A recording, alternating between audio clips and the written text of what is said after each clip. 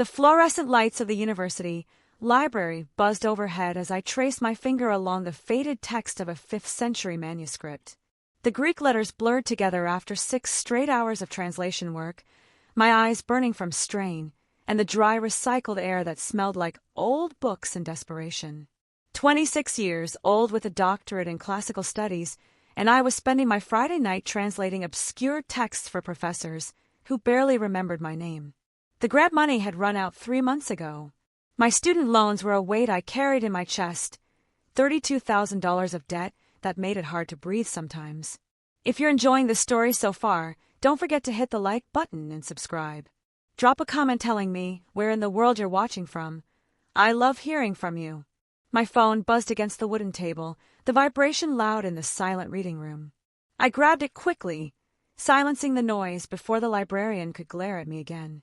A text from my roommate Jenna lit up the screen. Emergency. Need you at Vesper. Now. Please, Maya. It's about rent. My stomach dropped. Vesper was the upscale cocktail bar where Jenna worked as a bottle service waitress, the kind of place where drinks cost $40 and the clientele wore watches worth more than my car. She'd been picking up extra shifts to cover her half of our apartment rent after losing her day job, but I knew the tips had been inconsistent. I looked at the manuscript in front of me, at the notes I'd been compiling for Dr. Whitmore's book on ancient Greek burial practices. Work that wouldn't pay me for another 2 weeks if the university accounting department processed the paperwork on time. Jenna needed me now. I gathered my materials with shaking hands, shoving notebooks and photocopies into my canvas messenger bag.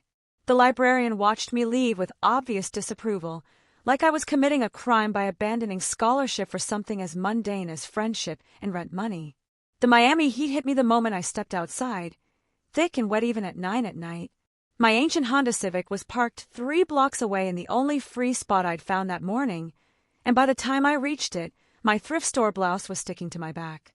Vesper occupied the ground floor of a glass tower in Brickell, all exposed brick and Edison bulbs and beautiful people who looked like they'd never worried about money a day in their lives. The bouncer at the door took one look at my worn jeans and academic cardigan and frowned. Private event tonight. Invitation only. I'm not here for the event. My roommate Jenna works here. She texted me to come. It's urgent. He looked skeptical but pulled out his phone, spoke quietly into it. A minute later, Jenna appeared at the door, her face pale beneath her carefully applied makeup. She's with me, Marcus. Please. The bouncer stepped aside with obvious reluctance. Inside, the bar was dimly lit and crowded with men in expensive suits, their voices a low rumble beneath the jazz music playing from hidden speakers. The air smelled like cigar smoke and money. Jenna grabbed my arm, pulling me toward the back where the service area was hidden behind a velvet curtain. Her grip was tight enough to hurt. Thank God you came. Maya, I messed up. I messed up so bad. What happened? Is it about rent? Because I can probably pick up some extra tutoring shifts. It's not about rent. She looked over her shoulder nervously. It's about him. Who? Dimitri Stavros. The guy who owns this place. The guy who owns half of Miami. Her voice dropped to a whisper. He's Greek mob, Maya. Everyone knows it, but no one says it. And I accidentally spilled a $1,000 bottle of bourbon on one of his associates tonight. My mouth went dry. How much do they want you to pay back? $3,000. For the bottle, for the suit, for the disrespect. Tears welled in her eyes. I don't have $3,000. I barely have $300. They said if I can't pay by tomorrow, they'll garnish my wages or worse. Worse? She didn't answer, just looked at me with desperate eyes that said everything. I'd heard stories about men like this, about money lending and favors owed and women who disappeared into private rooms and came out different, hollowed out. The kind of stories that seemed like urban legends until they were happening to someone you loved. Let me talk to him, I heard myself say. Maya, no. You can't. I can negotiate. I'm good at negotiating. It was a lie. I'd never negotiated anything more significant than a deadline extension. But Jenna was my best friend since undergrad, had let me crash on her couch for 3 months when my scholarship housing fell through, had held my hair back when I'd cried over my dissertation defense. I owed her this. He's in the private room upstairs. But Maya, seriously, These aren't normal people. There, I know. I squeezed her hand. Just tell me which room. She led me to a back staircase I hadn't noticed. All black metal and industrial lighting. The sounds of the main bar faded as we climbed, replaced by the muted conversation filtering through a heavy door at the top. 3rd floor. The Empire Room. Just knock, and tell whoever answers that you need to speak with Mr. Stavros about the incident tonight. Jenna's voice cracked. Be careful. Please be careful. I nodded, my heart hammering so hard I could feel it in my throat. The staircase seemed to stretch forever, each step taking me further from the safety of scholarship and obscure texts, closer to a world I'd only read about in classical literature. Heroes and monsters, power and consequence. The Empire Room door was solid oak with brass fixtures that probably cost more than my semester's tuition. I raised my hand to knock, then paused, looking down at my clothes. Jeans with a patch on the knee. A cardigan I'd bought at Goodwill. Scuffed Converse that had seen better years. I looked like exactly what I was, a broke graduate student with no business being here. I knocked anyway. The door opened immediately, revealing a man the size of a refrigerator in a dark suit. He looked me up and down with cold assessment. Lost. I need to speak with Dmitri Stavros about the incident tonight involving Jenna Morrison.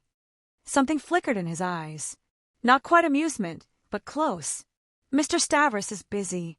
Then I'll wait. I tried to sound confident, like I had any right to make demands. The man studied me for another long moment, then stepped aside. Wait here. Don't touch anything. Don't speak unless spoken to. The room beyond was stunning.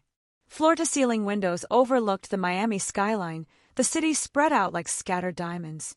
Leather furniture that looked buttersoft. A bar made of marble and brass, artwork on the walls that I recognized from my art history electives. And men. 6 of them, scattered around the space in expensive suits, drinking from crystal glasses and discussing things in low voices. They all turned. When I entered, conversation dying abruptly. My instinct was to shrink, to apologize for existing in their space. Instead, I lifted my chin and walked to the center of the room, bag clutched tight against my side. One man stood apart from the others, positioned by the windows with his back to the room.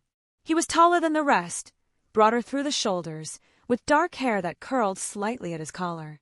He wore a black suit that fit him like it had been sewn onto his body, and even from behind, there was something about him that commanded attention. Mr. Stavros? My voice came out steadier than I felt. He turned slowly, and the breath caught in my throat.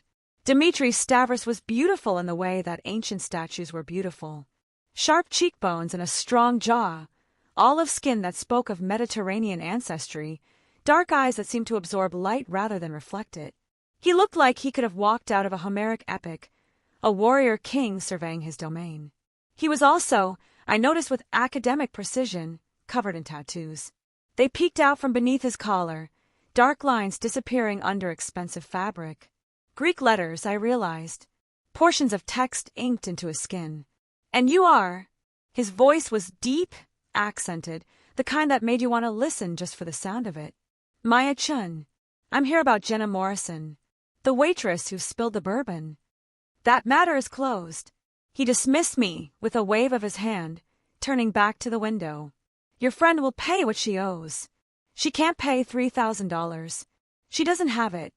Then she shouldn't have been careless. His tone was flat, bored.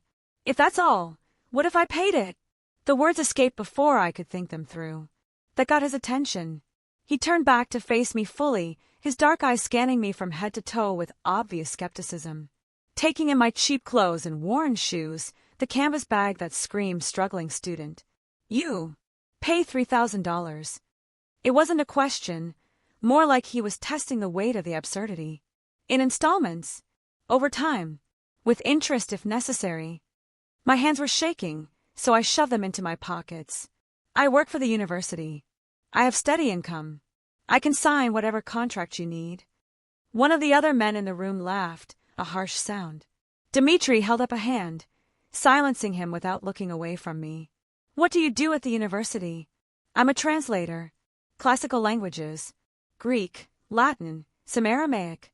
I teach undergraduate courses and do freelance translation work for the classics department. Something shifted in his expression. Interest, maybe, or calculation. Greek. Ancient and modern.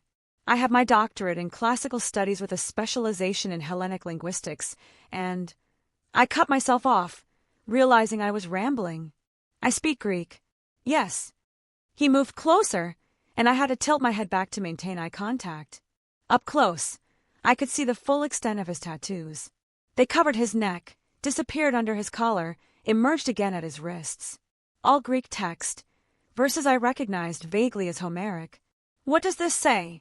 He pointed to the text visible above his collar, dark letters against olive skin. I leaned in, squinting slightly in the dim light. The script was archaic, formatted in the style of ancient manuscripts. It took me a moment to parse the letters, to recognize the verse. It's from the Iliad, Book 9. I translated without thinking. The line is mu nu iota nu epsilon iota delta epsilon fate epsilon pi eta lambda eta delta epsilon omega chi iota lambda omicron. Sing goddess of the rage of Achilles. And what does it mean? It's the opening line of Homer's epic. Achilles' rage, his wrath against Agamemnon for taking his prize. It's about honor and pride, and I stopped, realizing he probably didn't want to lecture. It means you value rage as a weapon, that you see yourself as a warrior driven by righteous anger. The corner of his mouth lifted slightly. Your friend told me you were smart, a scholar. Jenna talked about me? She talks about you constantly.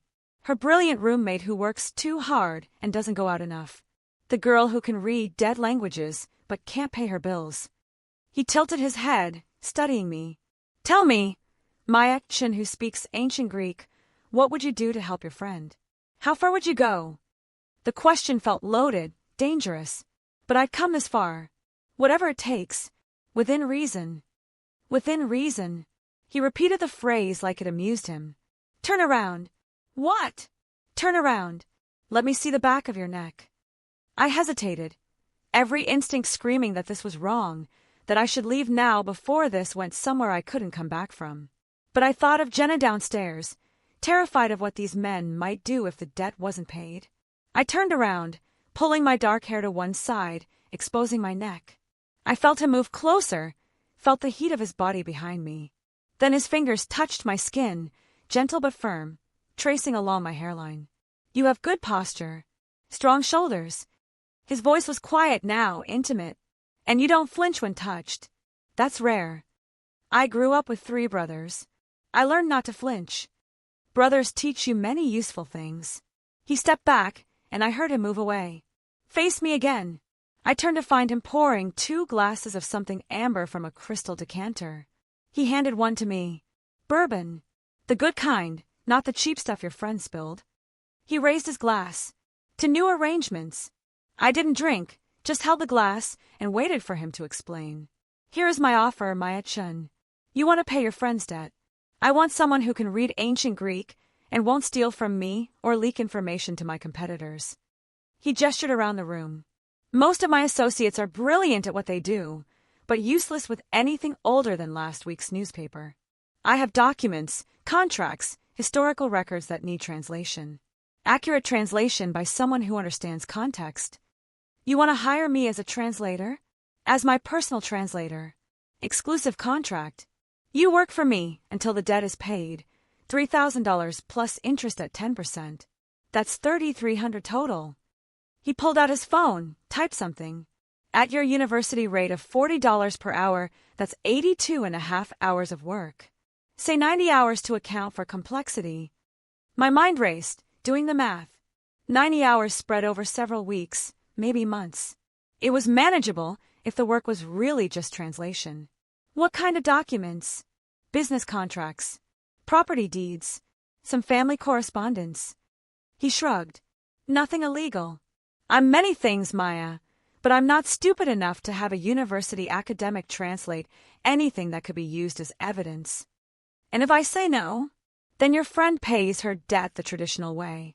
$3,000, due tomorrow, or she works it off in ways she won't enjoy. His expression didn't change, but the threat was clear. But I don't think you'll say no. You came here to save her. This is how you do it. I looked at the glass in my hand, at the amber liquid that probably cost more than my textbooks. Then I looked at Dimitri Stavros, this dangerous man with ancient Greek tattooed on his skin, offering me a deal that felt like bargaining with the devil. But sometimes the devil was the only one offering help. I wanted in writing a contract specifying the work, the hours, the payment terms. And I want it clear that once the debt is paid, I'm free to leave. Of course. He smiled fully now, and it transformed his face from intimidating to devastating. I always keep my word, unlike the gods your Homer wrote about. We'll have papers drawn up tonight, signed by morning. He extended his hand. I stared at it for a moment, this final point of no return. Then I set down my glass and shook his hand. His grip was warm, firm, and his thumb brushed across my knuckles in a gesture that felt far too intimate for a business arrangement. Welcome to my employ, Maya-chun. I think you're going to be very useful to me. 3 days later, I stood in Dimitri's office on the top floor of the building that housed Vesper, staring at a stack of documents that looked like they'd been rescued from a Mediterranean archive. The office was nothing like I'd expected. Where the Empire Room had been all dark luxury and intimidation, this space was a scholar's dream. Floor-to-ceiling bookshelves lined with texts in multiple languages, a massive oak desk covered in papers and photographs, maps pinned to walls showing shipping routes and territories. And in the corner, a glass case containing what looked like genuine ancient artifacts. A bronze sword, clay vessels, a fragment of stone tablet with Phoenician script. You collect antiquities. I couldn't help the note of awe in my voice. I collect history. Dimitri appeared from an adjoining room, carrying 2 espresso cups. He traded his suit jacket for a black Henley that revealed more of his tattoos, complex patterns covering both arms. My grandfather was an archaeologist before the war forced him into other business. He taught me to appreciate the past. He handed me one of the cups, then gestured at the stack of documents. These are property records from a monastery on Crete. 16th century. The church claims the land belongs to them. I claim it belonged to my family before the monastery was built. I need these translated and annotated with historical context. I set down my cup and pulled on the cotton gloves he'd provided, carefully extracting the top document. The paper was old but well-preserved, covered in elegant Greek script that made my heart race with academic excitement. This was real. Untranslated primary sources from the Renaissance period. This will take weeks, I said, already scanning the text. The language is ecclesiastical Greek, mixed with vernacular. I'll need reference materials. Time to verify terminology. You have access to my library. Take whatever time you need. He leaned against the desk, watching me with those dark eyes. But while you work, I have questions. About the documents. About my tattoos. I looked up sharply. He was rolling up his sleeve, revealing the full extent of the ink covering his forearm. More Greek text, this time formatted in neat columns like ancient manuscript pages. You said the line on my neck was about rage. What does the rest say? I moved closer, studying the text. It was extensive, covering every inch of visible skin with verses I recognized immediately. It's more from the Iliad. Different books, different scenes. I traced the air above his forearm, not quite touching. This section is from Book 16, Patroclus's death. And this is from Book 22, Hector's last stand. All the major warrior moments, the glory and the tragedy. Read it to me. In Greek. I what? Read it. His voice had gone quiet, intense. I want to hear how it sounds in your voice. There was something intimate about the request, something that made my pulse quicken. But I was here to work, to pay Jenna's debt. If he wanted me to read, I'd read. I began speaking the ancient Greek, letting the syllables flow naturally. The text was beautiful, violent, and poetic, describing Achilles' grief and rage over his friend's death. My voice filled the office, the dead language coming alive between us. Dimitri closed his eyes, listening. When I finished the passage, he opened them again, and something in his expression had changed. Again, the part about unquenchable rage. I read it again, slower this time, pronouncing each word with careful precision. His jaw tightened, and I saw his hands curl into fists against the desk. What's wrong? Nothing. But he pushed away from the desk abruptly. That's enough for today. Start with the property documents. I'll check your progress tomorrow. He left the office without another word, leaving me standing there confused and holding a 16th century manuscript. Over the next 2 weeks, I fell into a routine. 3 evenings a week, I'd finish my university work and take the bus to Dimitri's building. Security would wave me through, and I'd spend hours in his office surrounded by ancient texts, translating property records and business correspondence that was fascinating despite its mundane subject matter. Dimitri would appear periodically, checking my work, asking questions about context and meaning. Sometimes he'd bring food, expensive Greek takeout from restaurants I couldn't afford, and we'd eat while I explained the nuances of archaic grammar and syntax. He was, I realized with surprise, genuinely interested. Not just in the translations, but in the history behind them, the cultural context that gave the words meaning. He'd ask about ancient Greek philosophy, about the differences between Athenian and Spartan culture, about why certain phrases didn't translate cleanly into English. It felt less like working for a mob boss, and more like teaching a particularly engaged graduate student. The money helped too. He paid me weekly, cash in an envelope that I'd immediately deposit and split between rent and student loans. For the first time in months, I wasn't constantly anxious about bills, wasn't choosing between groceries and gas. Jenna was relieved, grateful, though she worried about the arrangement. "Are you sure you're safe there?" she'd ask. "He's not, expecting anything else from you?" "He's been completely professional," I'd assure her. Which was true. Dimitri never touched me beyond the occasional hand on my shoulder to look at something I was translating, never made inappropriate comments, never gave me any reason to feel unsafe. But there was something in the way he looked at me sometimes, an intensity that made my skin feel too warm. And the way he'd asked me to read his tattoos, closing his eyes like my voice was something he needed to hear. I tried not to think about it, tried to focus on the work, on paying down the debt, and getting back to my normal life. Then, 3 weeks into our arrangement, everything changed. I was working late on a particularly complex document, a legal contract from 1800s Crete written in a mix of Greek and Ottoman Turkish.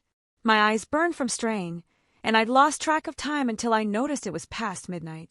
Dimitri was still there, working at his desk on whatever legitimate business he ran when he wasn't managing his illegal empire. He'd shed his button-down shirt hours ago, leaving him in a white undershirt that showed the full extent of his tattoos. They covered both arms completely, disappeared under the fabric at his shoulders, emerged again at his collarbone. All Greek text, all from Homer's epics as far as I could tell. "You stare at my tattoos more than the documents," he said without looking up from his work. He'd flooded my face. "I'm sorry. It's just they're extensive, and the formatting is interesting. Whoever did the work knew ancient Greek typography.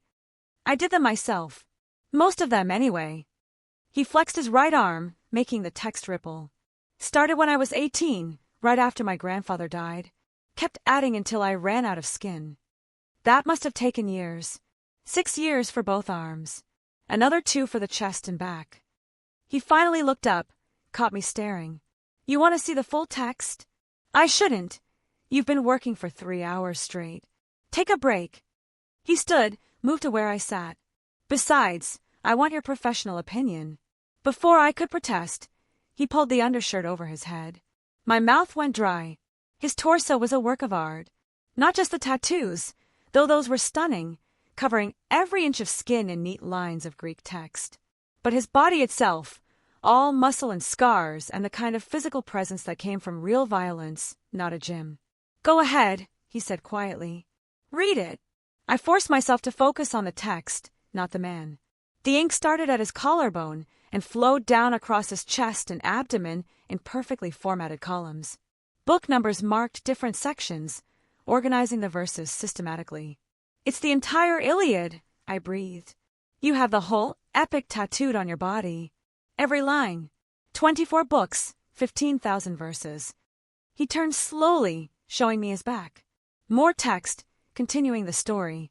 "My grandfather used to recite it to me as a child. After he died, I wanted to carry his words with me always." "This is incredible."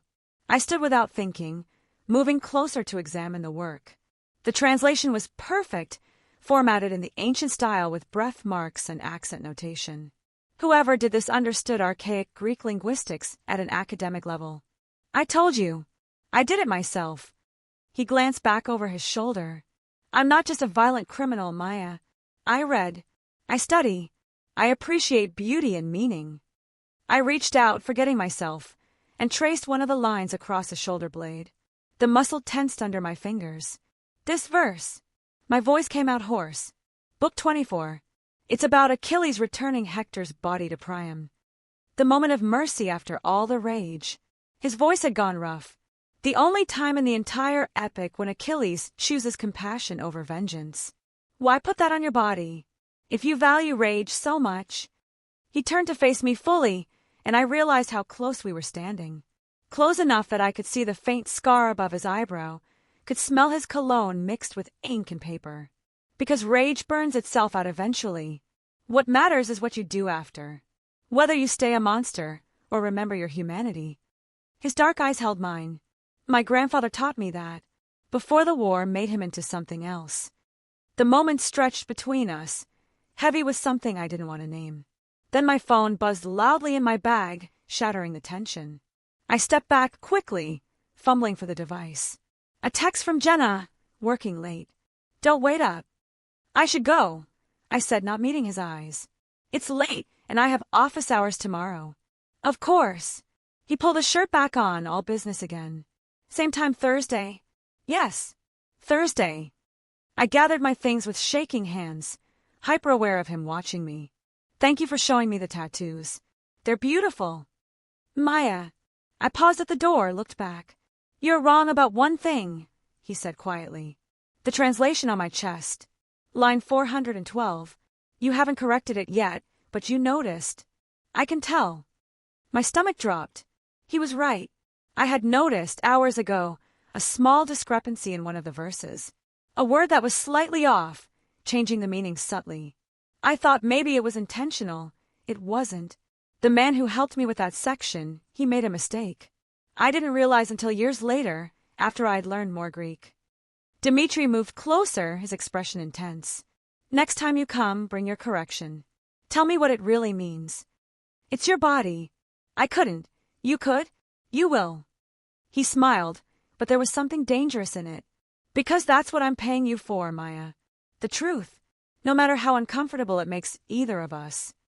I nodded, not trusting my voice, and fled. The correction haunted me for 3 days. I tried to focus on my university work, on the undergraduate essays about Homeric epithets that somehow all managed to cite Wikipedia.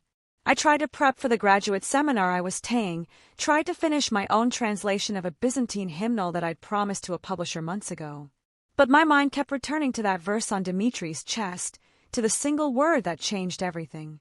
Line 412 from Book 9.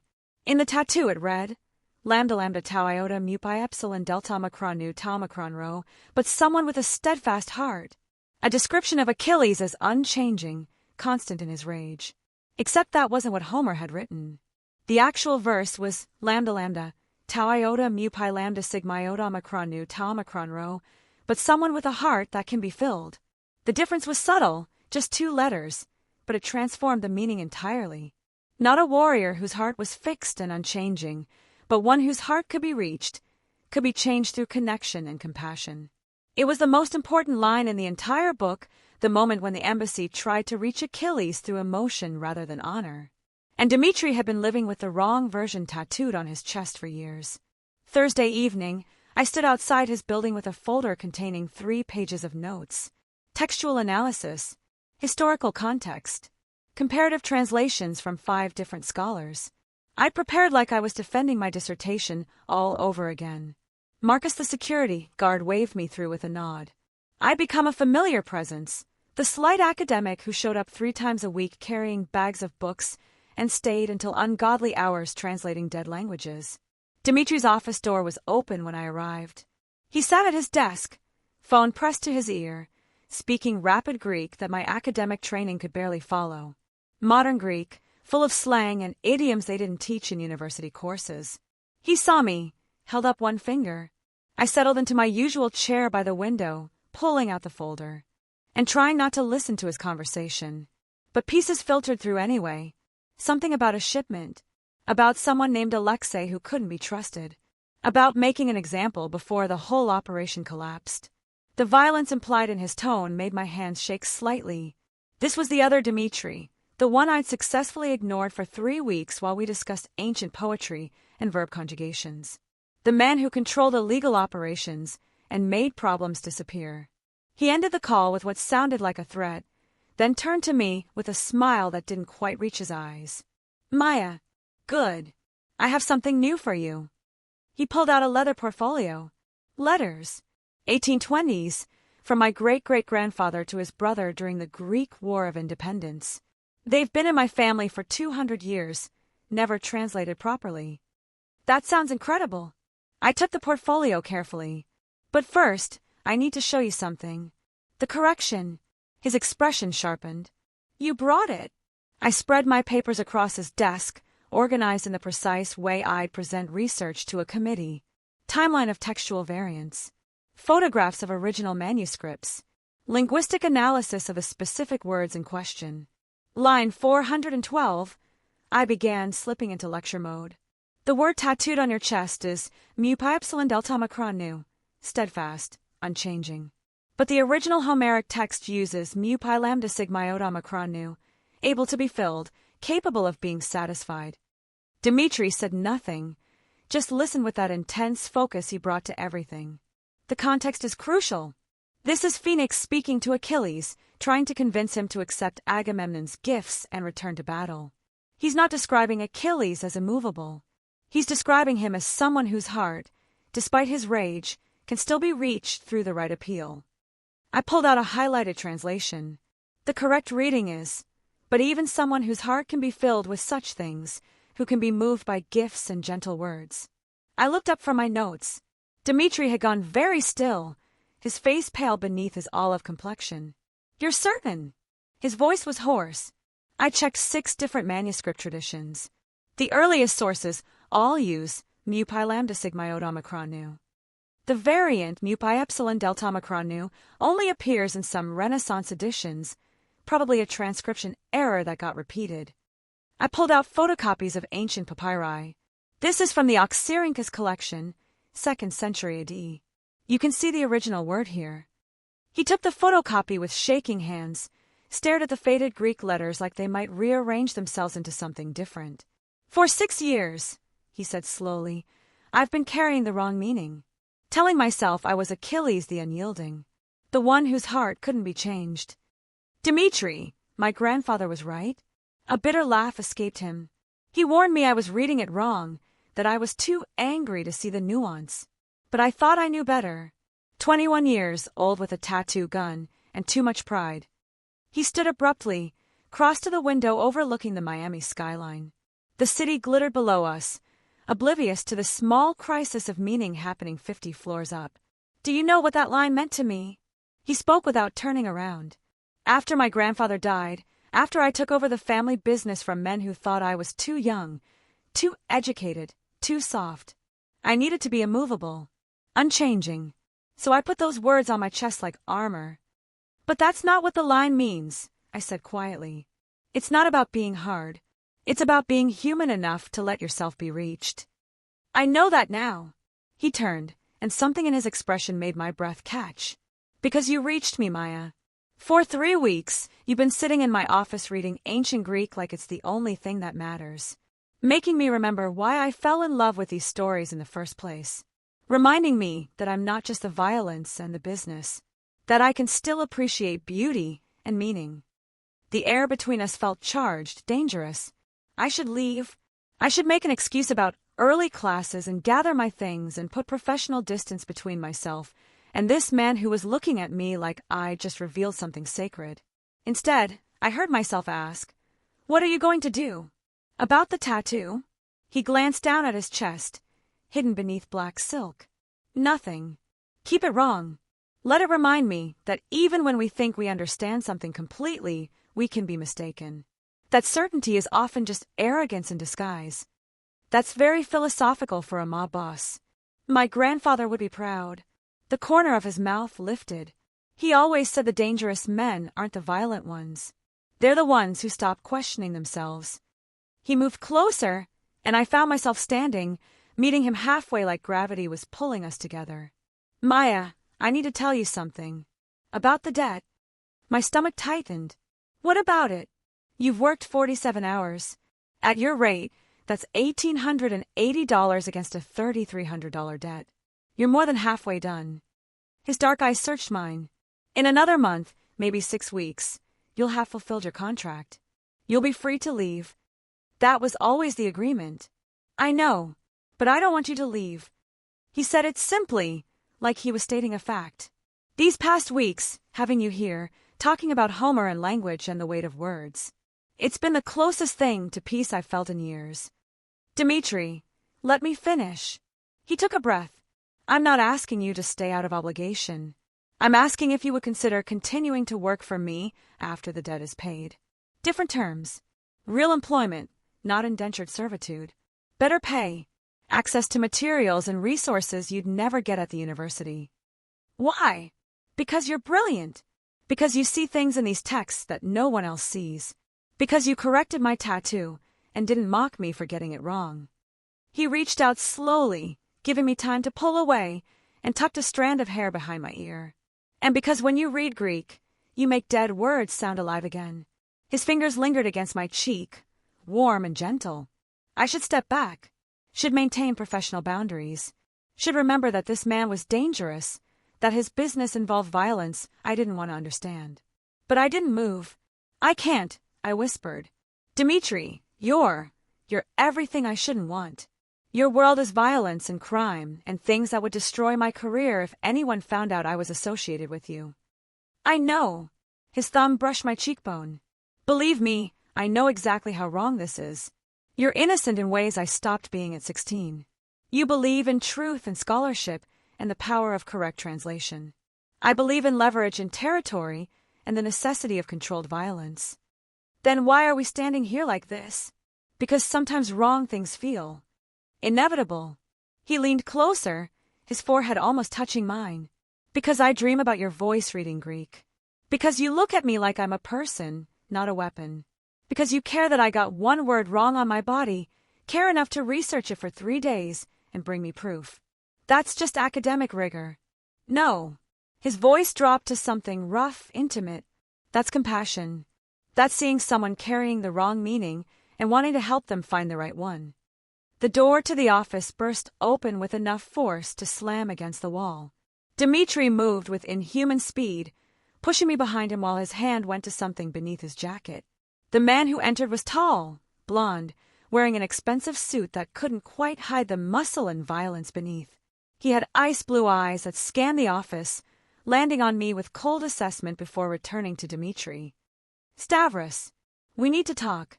Alexei. Dimitri's voice had gone flat, dangerous. You don't burst into my office without an appointment. Fuck your appointments. The man, Alexei, crossed the room with predatory grace. You've been interfering with my shipments, paying off my dock workers, spreading rumors that my product is contaminated. Your product is contaminated. 3 of your customers ended up in the ER last week. Dimitri's hand hadn't moved from whatever weapon he was concealing. I'm protecting my city, not interfering with your business. Your city! Alexei laughed harshly. You Greeks think you still own Miami because your grandfather built the port networks. But times change, Stavros. New players come in. Old empires fall. Is that a threat? It's a reality check. Alexei's gaze slid to me again. Who's this? New girlfriend. She's pretty. Bit bookish for my taste, but I can see the appeal. She's none of your business. Dimitri's voice had gone lethal. And you're leaving. Now. Not until we settle our territorial dispute. You've been pushing into my zones, taking my customers. Either back off or we go to war. Your choice. The tension in the room was suffocating.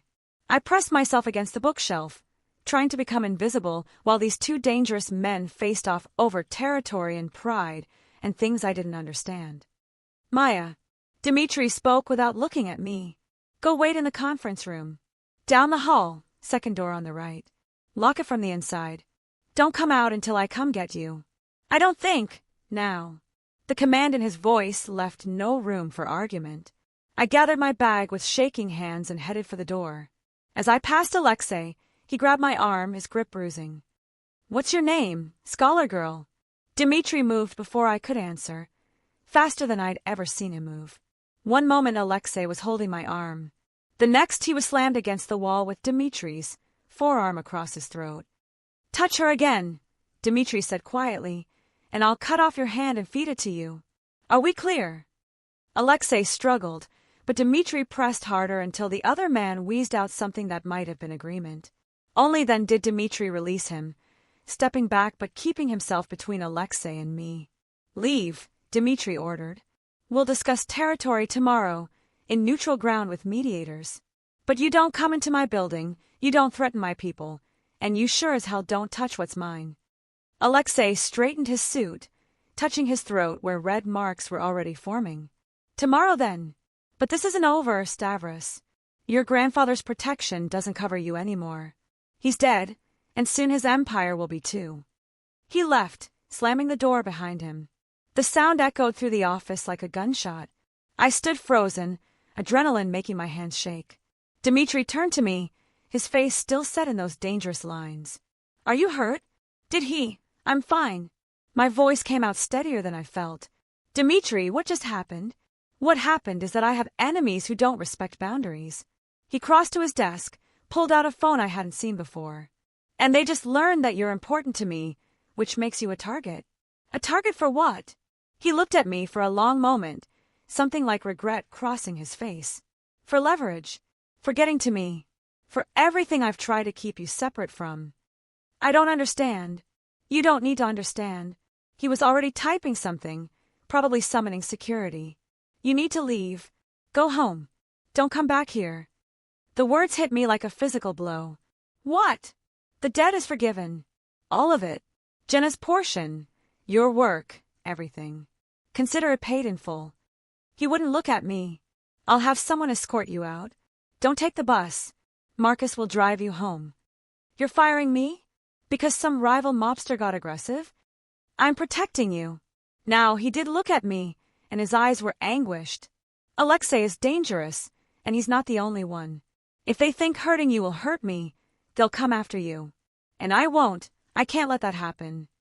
So your solution is to just cut me out of your life? My solution is to keep you alive. His voice rose slightly. You don't understand my world, Maya. You think it's all ancient Greek and philosophical discussions. But it's also violence and retaliation, and people who will use anyone they think matters to me. And I matter to you.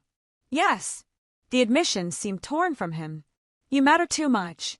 Which is why you need to leave before this gets worse. I should have been relieved.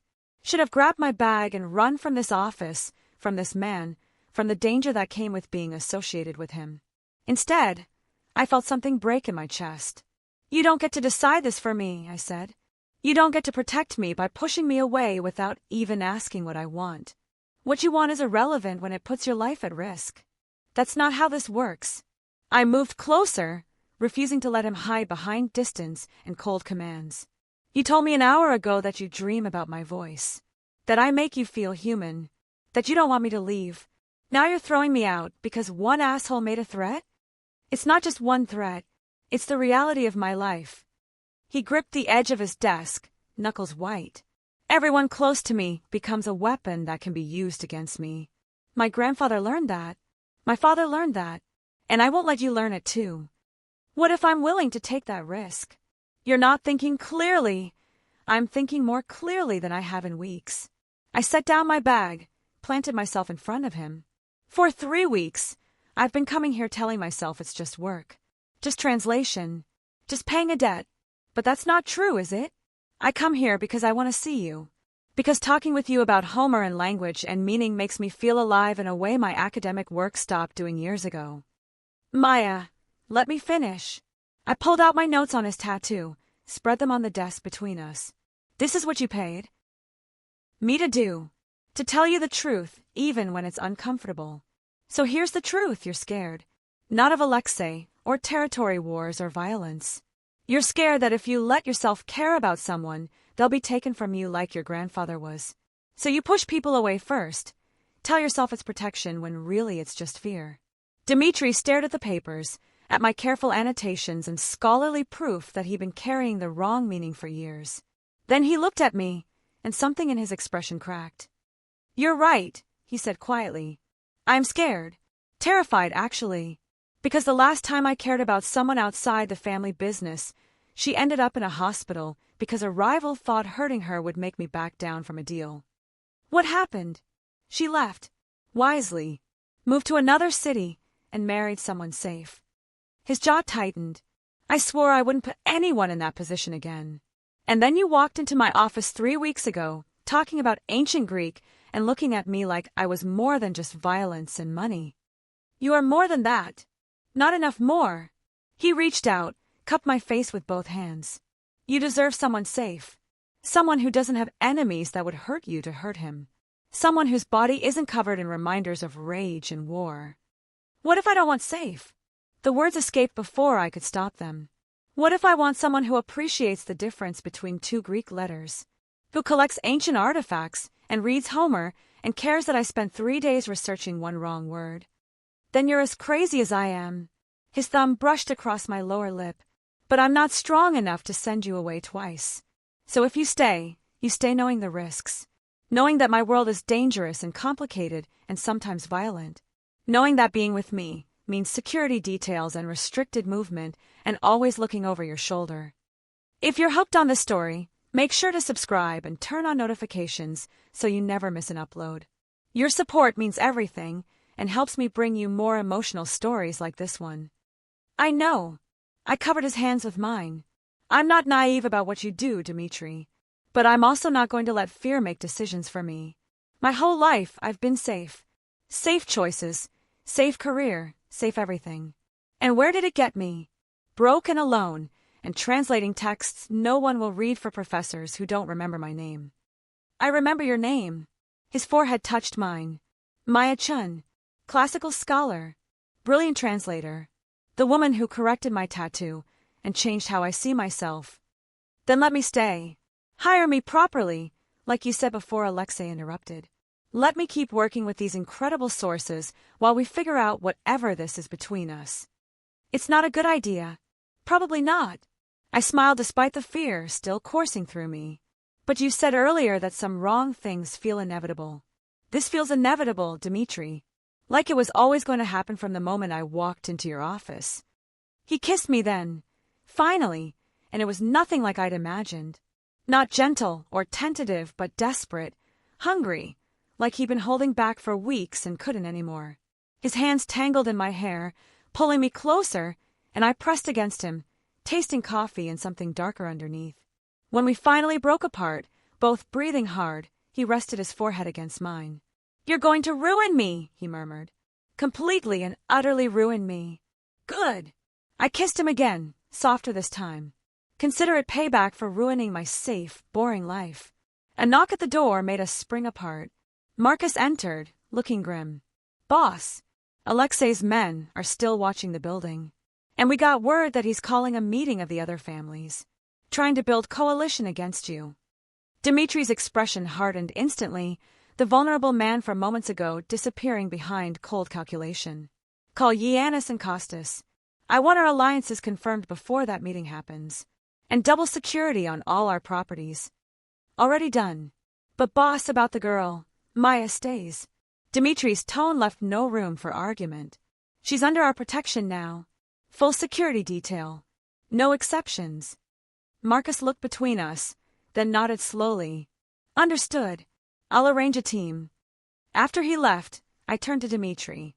"What does that mean? Full security detail." "It means you don't go anywhere alone. It means someone will be watching you at all times, keeping you safe from anyone who might think hurting you will hurt me." He pulled me close again. "I know it's intrusive. I know it will change your life. But if you're staying, if we're doing this, then you're protected the way I protect everyone I love." "Love!" The word escaped as a whisper. He smiled, but it was edged with something painful. "Too soon? Probably.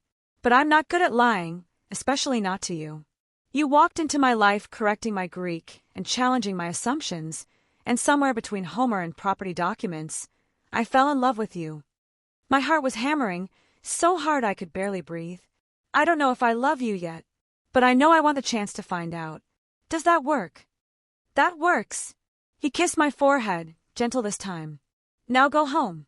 Let Marcus drive you. Get some sleep. And tomorrow, come back and we'll figure out how to keep you safe while you turn my world upside down. Tomorrow then. Tomorrow. I gathered my things, hyper-aware of him watching me. At the door I paused. Dimitri, that wrong word on your tattoo? The one about hearts that can be filled? What about it? I think your grandfather was right. I think that's who you really are. His expression softened. Maybe you're right. Maybe I just needed the right translator to show me. Marcus drove me home in a black SUV that probably cost more than my yearly salary, staying silent the whole way. When we pulled up to my apartment building in Little Havana, he turned to face me. You seem like a good girl, Miss Chin. Smart. Educated. So I'm going to give you some advice. Okay. The boss, he's a good man. Better than most in this business. But being with him, it's not like dating a normal guy. There will be danger. There will be restrictions. There will be times when you can't tell anyone where you're going or who you're with. His expression was serious. You need to decide now if you can live with that. Because once you're part of his world, getting out is much harder. I understand. Do you? He studied me.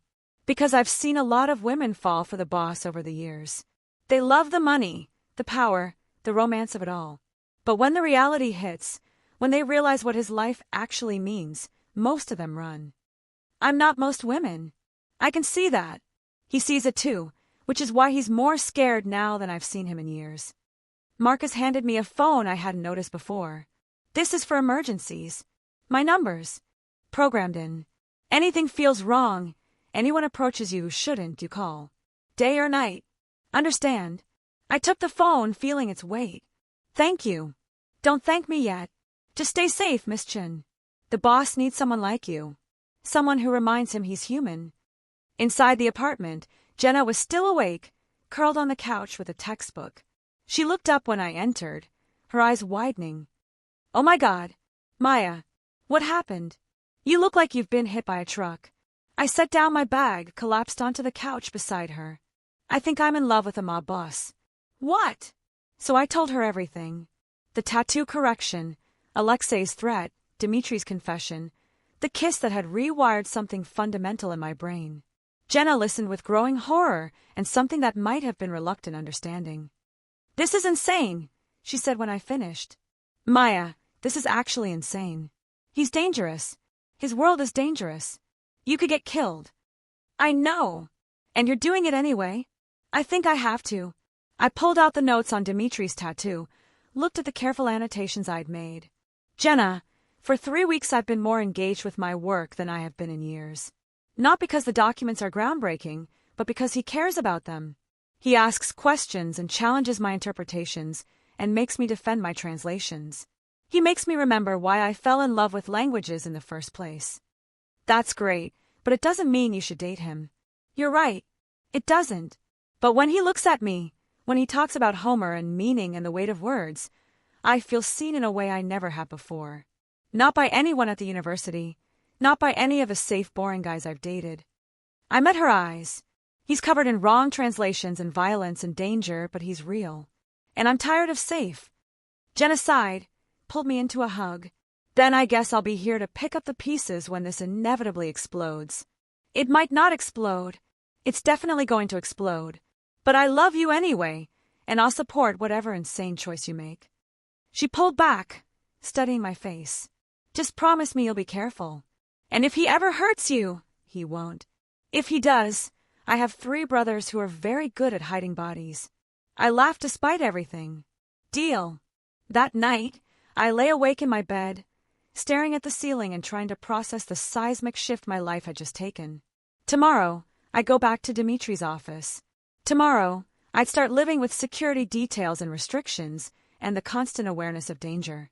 Tomorrow, I'd step fully into a world I didn't understand, with a man I barely knew but couldn't stop thinking about. The phone Marcus had given me buzzed on my nightstand. A text from an unknown number. Sleep well, scholar. Tomorrow we figure out how to keep you safe while you destroy my carefully maintained control. D. I smiled, typed back. That sounds like a challenge. I accept. M. His response came immediately, I was afraid of that. I fell asleep still smiling, the phone clutched in my hand like a talisman against the dangers I knew were coming.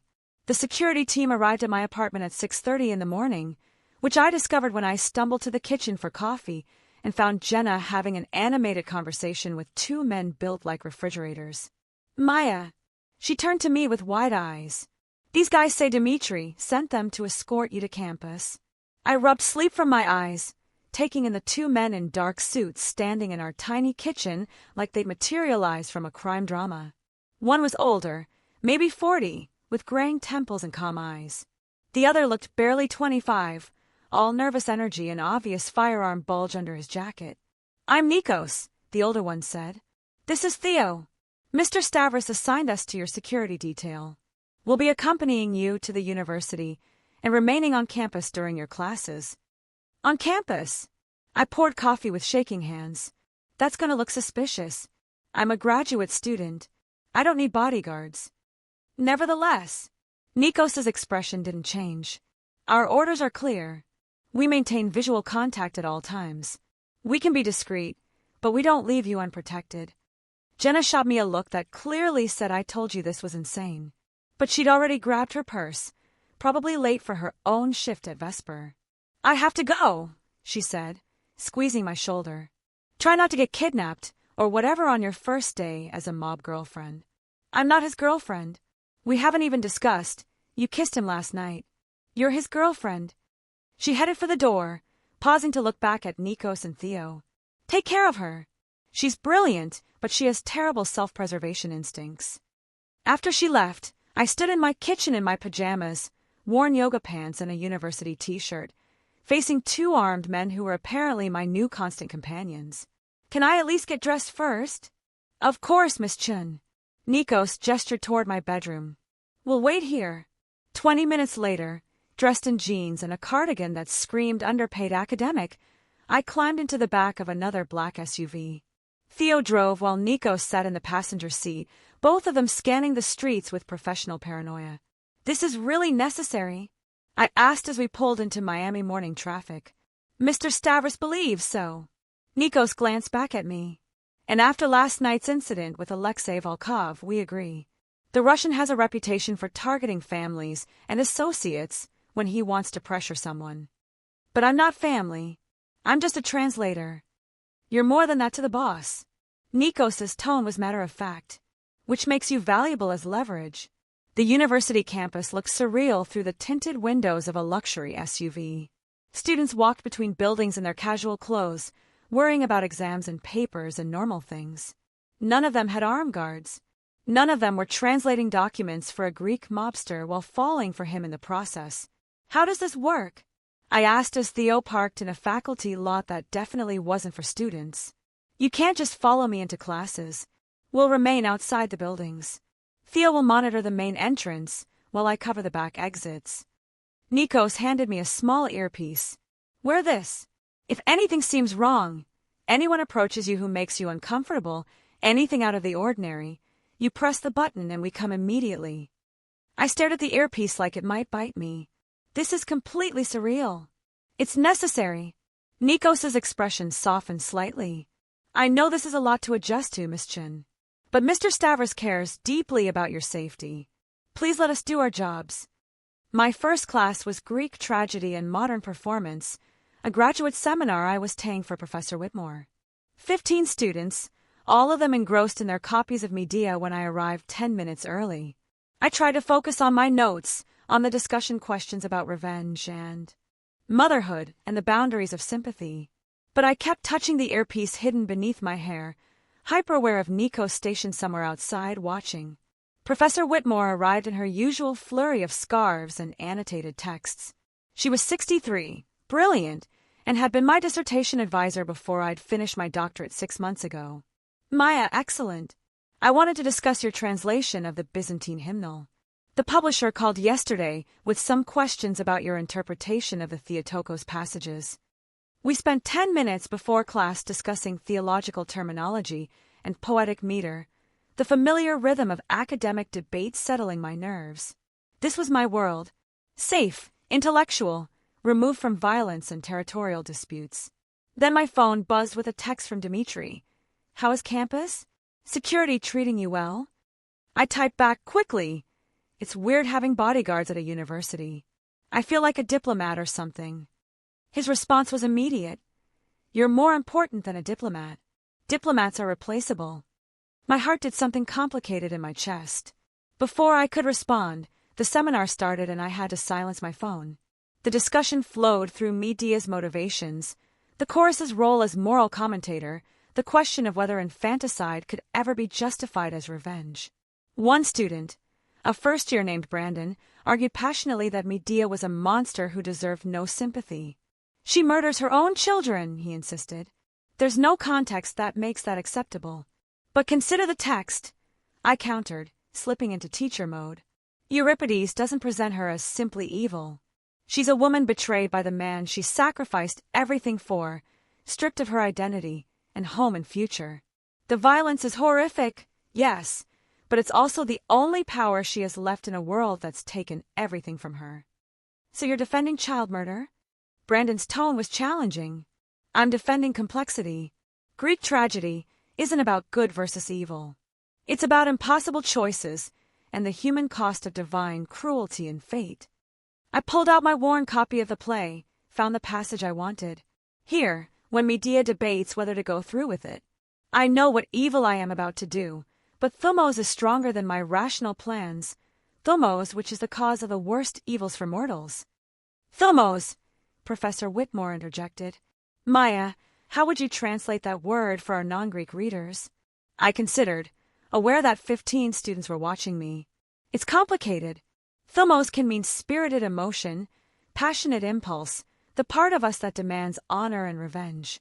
It's not quite anger, not quite pride. It's the force that makes us human, but also makes us monstrous.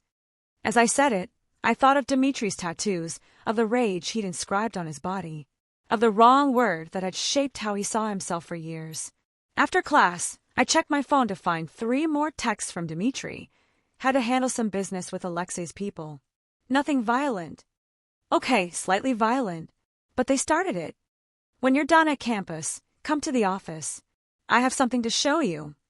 I was typing a response when Professor Whitmore caught my arm. Maya, walk with me to my office. We crossed campus together, Whitmore talking about an upcoming conference on classical reception theory. I tried to focus, tried to be present, but I kept scanning the crowds for threats I wouldn't know how to identify. You seem distracted today, Whitmore observed as we climbed the stairs to the humanities building. Is everything all right? Fine. Just a lot going on. Personal or academic? Both, I wanted to say. I'm falling for a criminal while trying to maintain my scholarly career, and it's tearing me apart. Mostly personal, I managed. Whitmore's office was exactly what you'd expect from a classicist who'd been teaching for 40 years. Books stacked on every surface, artifacts from various Mediterranean digs, posters of ancient theaters in ruins. She settled behind her desk, studying me over her reading glasses.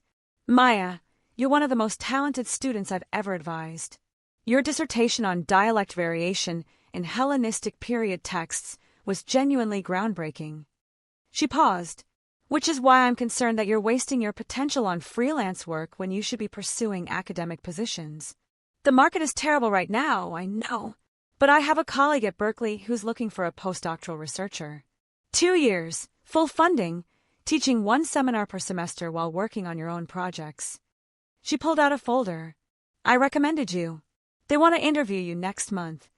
Berkeley, California. 3,000 miles from Miami, from Dimitri, from the complicated, dangerous thing we just started. That's incredibly generous, I said carefully. But I'm not sure I'm ready to relocate right now. Why not? What's keeping you in Miami? Whitmore's expression sharpened. You don't have family here. Your roommate could easily find someone else. And frankly, Miami's academic scene for classical studies is limited compared to what you'd have access to on the West Coast. She was right. Objectively, completely right. 6 months ago, I would have jumped at this opportunity, would have started packing immediately. But 6 months ago, I hadn't met a Greek mobster with Homer tattooed on his body. Hadn't spent weeks translating ancient texts while falling in love with the way he asked questions and challenged my assumptions. Can I think about it? I asked. Of course. But Maya, Whitmore leaned forward, her expression serious. Don't let temporary complications derail your career. I've seen too many brilliant women sacrifice their potential for relationships that don't last. Whatever's happening in your personal life, make sure it's worth what you're giving up. I left her office feeling like I'd been split in two. Half of me wanted to call Dimitri immediately, tell him about Berkeley, see what he'd say. The other half wanted to accept the position without telling him, preserve my escape route before I got too deep. Nikos was waiting outside the building, leaning against a tree with deceptive casualness. Everything okay, Miss Chen? Fine. Just academic stuff. I pulled out my phone. Can we go to Dimitri's office now? Of course. The drive to Brickell took 30 minutes through midday traffic. I spent it staring out the window, trying to reconcile the two versions of my life that were pulling in opposite directions. Dimitri was waiting in his office, pacing by the windows with a phone pressed to his ear. He was speaking rapid Greek again, his tone sharp with anger. When he saw me, his expression softened immediately. He ended the call abruptly, crossed the room in 3 strides, and pulled me into his arms. You're okay. It wasn't a question, more like he was reassuring himself. I'm fine. Campus was completely normal. I pulled back to look at him. What happened? You said something about Alexei's people? Nothing you need to worry about. But his jaw was tight, and I could see a bruise forming along his knuckles. Dimitri, he sighed, released me and moved to his desk. They tried to intercept one of my shipments at the port. Legal shipment, completely legitimate cargo. But they wanted to send a message, so they damaged some containers and threatened my dock workers. What did you do? I sent a message back. His tone was flat. Now they understand that interfering with my operations has consequences. I thought about asking for details, then decided I didn't want to know. Some things were better left in the dark parts of his world that I wasn't ready to examine. You said you had something to show me? His expression brightened slightly. He pulled out a large box from beneath his desk, set it carefully on the surface between us. Open it. Inside were books. Not just any books. Rare editions, some of them centuries old, all of them focused on ancient Greek linguistics and textual criticism. I recognized titles from my dissertation bibliography, scholarly works I'd only been able to access through interlibrary loan. Dimitri, these are. I picked up a first edition of a 19th century Greek grammar, handled it with reverent care. These are incredibly expensive. Some of these are museum pieces. They're yours, for your research. He leaned against the desk. I know you've been limited by what the university library has available. Now you have your own collection. I can't accept this. You already did. They're in your name. He pulled out a receipt. Purchased yesterday from a dealer in London who specializes in classical texts. He has more if you want them. Just send me a list. I should have refused. Should have insisted this was too much, too fast, too expensive. Instead, I found myself tearing up as I examined each book, running my fingers over leather bindings and gilt-edged pages. Why? I managed. Because you light up when you talk about this work. Because your eyes do that thing when you find a particularly interesting textual variant. He moved closer, tilted my chin up. Because I want to give you the tools to do what you love. Berkeley wants to interview me for a postdoc position. The words escaped before I could stop them. Dimitri went very still. Berkeley, California. Yes. 2 years, full funding, access to one of the best classical studies programs in the country. I watched his face carefully. Professor Whitmore recommended me. She thinks I'm wasting my potential staying in Miami. She's not wrong. His voice was carefully neutral. Berkeley would be incredible for your career. That's all you're going to say. What do you want me to say, Maya? He stepped back, putting distance between us. That I want you to turn it down? That I'm selfish enough to ask you to give up an amazing opportunity to stay here with me? Yes. No. I don't know. I set down the book I was holding. I want to know what you think. How you feel about me potentially leaving. I think you should go. The words came out flat. I think you should take the interview, accept the position if they offer it, build the career you deserve. You're brilliant, Maya. Too brilliant to limit yourself because of some complicated thing with a criminal. Is that what this is? Some complicated thing? What else can it be? He turned to face the windows, his back to me. I told you last night that I love you. That's true. But love doesn't mean I get to keep you in a cage because I'm too selfish to let you go. I stood there, staring at his back, at the tension in his shoulders. Yesterday, he'd kissed me and called me inevitable. Today he was telling me to leave. You're doing it again, I said quietly. Doing what? Pushing me away because you're scared. Deciding what's best for me without asking what I want. I moved to stand beside him, forcing him to look at me. I haven't even done the interview yet. I haven't decided anything. But you're already building walls, already telling yourself this was temporary. Because it is temporary. His voice was rough. Maya, be realistic. You're a scholar. I'm a criminal. You belong in universities and libraries, not in my world of violence and territory disputes. Berkeley is your way out before you get too deep. What if I don't want out? Then you're not thinking clearly. He gripped the window frame. Last night, Alexei threatened you. Today, you had armed guards following you to campus. Tomorrow it might be worse. Someone might actually try to hurt you to get to me. Is that the life you want? I don't know yet, but I know I want the chance to figure it out. I touched his arm, felt him tense. Dmitri, I'm not asking you to solve this for me.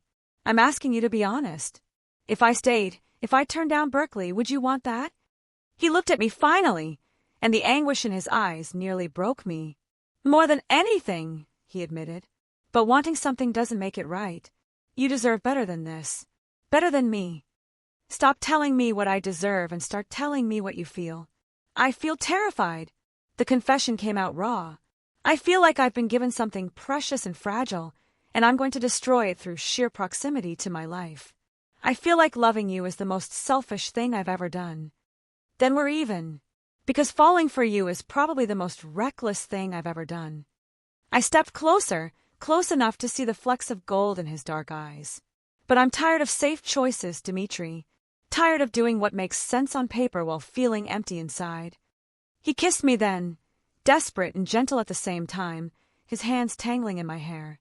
When we broke apart, he pressed his forehead to mine. Do the interview, he said quietly. Seriously consider the position. Don't make decisions about your future based on 3 weeks of knowing me. But while you're deciding, stay. Work with me. Let me show you what this life could be. And if I choose Berkeley, then I'll miss you every day and be grateful I had this time with you. His thumb traced my cheekbone. But I won't make you choose between me and your career. That's not love, that's possession. A knock on the door interrupted us. Marcus entered, his expression grim. Boss, we have a problem. Dimitri's demeanor changed instantly, warmth replaced by cold focus. What kind of problem? Alexei called a meeting for tonight. All the families. He's formally challenging your territory claims and calling for a vote on leadership redistribution. Let him. We have the alliances we need. There's more. Marcus glanced at me, then back to Dmitri. He's brought an outside muscle. Bratva from New York.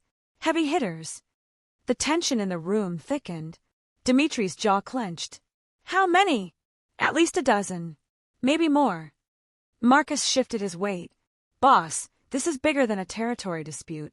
He's making a play for the whole operation. Then we respond accordingly. Dmitri moved to his desk, pulled out his phone. Call everyone in. Full. Security protocols. And I want eyes on every Russian property in the city. What about Miss Chun? They both looked at me like I was a problem to be solved rather than a person in the room. I'm fine, I said. I can go home, stay out of the way. No. Dimitri's voice was sharp. You don't go anywhere alone. Not now. He turned to Marcus. Take her to the safe house. The one in Coral Gables. Full security team, 24-hour watch. I can't just disappear, I protested. I have classes tomorrow. Office hours. A meeting with my advisor. Cancel them. Dmitri was already typing something. Maya, this is serious. If Alexei is bringing in outside help, he's not planning a negotiation. He's planning a war. And the first move in war is to take out your opponent's vulnerabilities. I'm not your vulnerability. Yes, you are. He looked at me, and the fear in his eyes was worse than anger would have been. You're the thing that could break me. Which makes you the first target. The safe house was a modest Spanish-style home in Coral Gables, all tile floors and iron fixtures, surrounded by walls high enough to discourage casual observation. Marcus settled me in the main bedroom, then posted guards at every entrance. How long am I supposed to stay here? I asked, feeling like a prisoner despite the comfortable surroundings. Until the boss says it's safe. Marcus checked his phone. Could be a day. Could be a week. Depends on how the meeting tonight goes. After he left, I stood in the unfamiliar bedroom, surrounded by my hastily packed bags, and tried to process how quickly my life had spun out of control. 72 hours ago, I'd been a broke graduate student worried about student loans. Now I was in hiding because a Russian mobster might use me as leverage against the Greek criminal I was falling in love with. My phone buzzed. Dimitri, I'm sorry about this. I'm sorry for pulling you into my world. I typed back. I walked into your world voluntarily. Remember? You walked in to save your friend. You didn't sign up for this. Maybe not, but I'm here now. Just promise me you'll be careful tonight. Always. And Maya. Yes. That collection of books I gave you. There's a note in the first volume. Read it when you get a chance. I pulled out the box of books Marcus had brought from Dimitri's office, found the 19th century Greek grammar on top. Inside the front cover, written in neat Greek script, was a message. Rho Omega Nu Kappa Alpha Tau Epsilon Mu Chi Alpha Nu.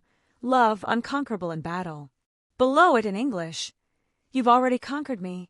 Whatever you decide about Berkeley, about us, about your future, know that these weeks with you have been the most human I've felt in years. Thank you for seeing past the violence to the man who still believes in beauty and meaning. Yours, D. I sat on the strange bed in the safe house, holding an antique book, and cried. The meeting was happening somewhere across the city. Dimitri facing down Alexei and the other families, fighting for territory and respect and his grandfather's legacy. And I was here, useless, protected like a porcelain doll because loving him made me a weapon someone could use. I pulled out my laptop, determined to do something productive. The Berkeley position required a research proposal, a 5-year plan for scholarly development. I should start working on it, hedge my bets, keep my options open like Whitmore had advised. Instead, I found myself opening my notes on Dimitri's tattoos, on the wrong translation he'd been carrying for years. I thought about the correction I'd given him, about how one word could change an entire meaning. Mu Pi Lambda Sigma Iota Omicron Nu, capable of being filled. A heart that could be reached. Was that what was happening to us? Were we both discovering that our hearts could be filled with something unexpected, something that didn't fit the neat categories we built for ourselves? My phone rang at 11 p.m. Nikos. Miss Chun, I need you to stay very quiet and do exactly what I tell you. My heart stopped. What's wrong? We have movement outside the perimeter. Might be nothing, but we're going into lockdown protocol just in case. His voice was calm but firm. Go to the bathroom. Lock the door. Get in the bathtub and stay low. Don't come out until I come get you personally. Is Dimitri. The boss is handling the meeting. This is probably unrelated, but I need you to move now, Miss Chin. I grabbed my phone and did exactly what he said, my hands shaking as I locked the bathroom door and climbed into the large bathtub. I could hear voices outside, urgent commands in Greek that I couldn't quite make out. Then gunfire. Not close, but unmistakable. 3 sharp cracks that echoed through the night, followed by shouting and the sound of car engines. I pressed myself against the tile, phone clutched to my chest, and prayed to gods I'd only ever studied academically. The minutes crawled by. More shouting. The sound of a car peeling away. Then silence, heavy and suffocating. My phone buzzed. Dimitri, are you okay? Nikos said there was an incident. I'm in the bathtub in the bathroom. I heard gunshots. Stay there. I'm 10 minutes away. The meeting is over. We won. Now I'm coming to make sure you're safe. True to his word, 10 minutes later I heard Dimitri's voice in the bedroom, urgent and demanding. Maya, where are you? Bathroom. He tried the door, found it locked. Open it, please. I need to see you. I climbed out of the tub on shaking legs, unlocked the door. Dimitri stood there in a suit that was somehow still immaculate despite whatever he'd been doing all night, his face pale but relieved. You're okay, He pulled me against him, held me so tight I could barely breathe. Thank God. When Nikos called and said there was movement, what happened? Alexei sent people here, trying to grab you while I was occupied with the meeting. His voice was cold with fury. They didn't get close. My security handled it. But Maya, he knew where you were. He had this location within hours of me putting you here. How? That's what I'm going to find out. He pulled back, cupped my face in his hands. But first, I'm moving you somewhere safer. Somewhere only I know about. Where? My house. The one I actually live in, not any of the properties on file. He was already pulling out his phone, making arrangements. It's off the books. No one except Marcus and my sisters know the location. You'll be safe there. Dmitri, I can't just move into your house. You can? You will. His tone left no room for argument. Maya, they shot at the safe house tonight. They came after you specifically while I was dealing with other business. I'm not taking any more chances with your life. I wanted to argue, wanted to insist I could take care of myself. But the sound of those gunshots was still echoing in my ears, and the fear in Dimitri's eyes was more than I could bear. Okay, I whispered. Take me to your house. Thank you so much for watching until the end. If you love this story, check out the other videos on your screen now. I think you'll really enjoy them. And don't forget to subscribe if you haven't already. See you in the next story.